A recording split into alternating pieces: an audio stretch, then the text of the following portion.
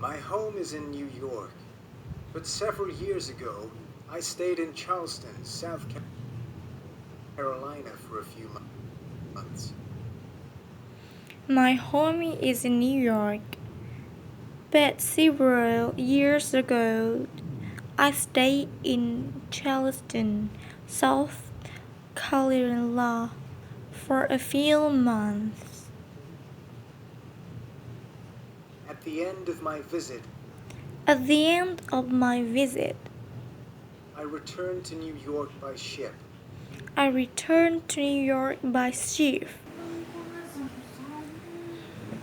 Nhà của tôi ở New York, nhưng một vài năm trước tôi sống ở Charleston, phía Nam Carolina cho một vài năm.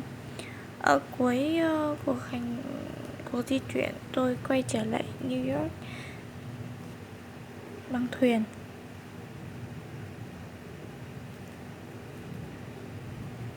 In those days, we traveled by sailing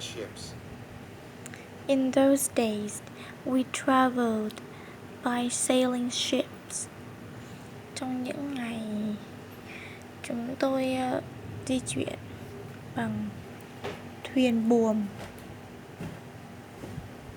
Sailing ships took about a week to sail from Charleston to New York.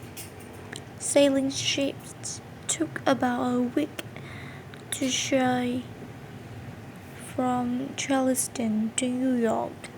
Thuyền buồm thì mất khoảng một tuần để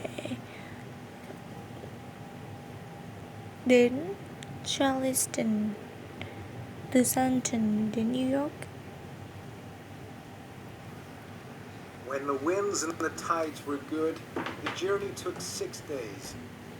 When the winds and the tides were good, the journey took 6 days. If there was little wind and we had to wait for a good tide,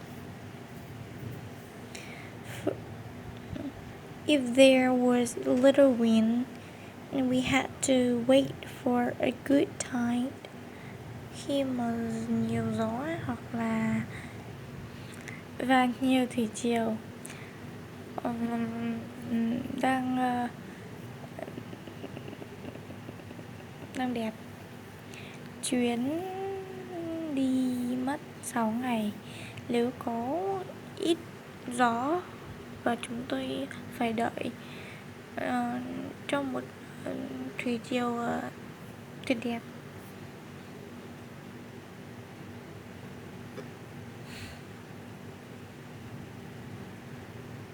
when the winds and the tides were good, I returned to New York by ship. The journey took 8 days. Chuyến hành trình mất chỉ 8 ngày. There were no regular days and times for ships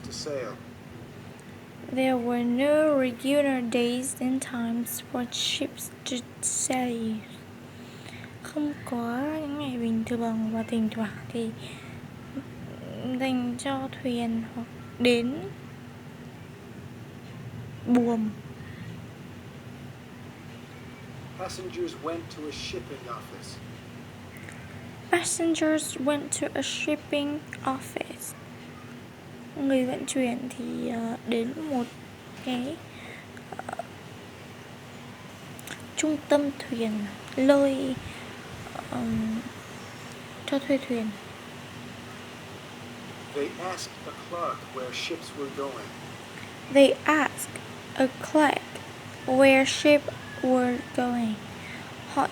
Hỏi giáo sư nơi mà chạy thuyền, nơi mà thuyền đang đi.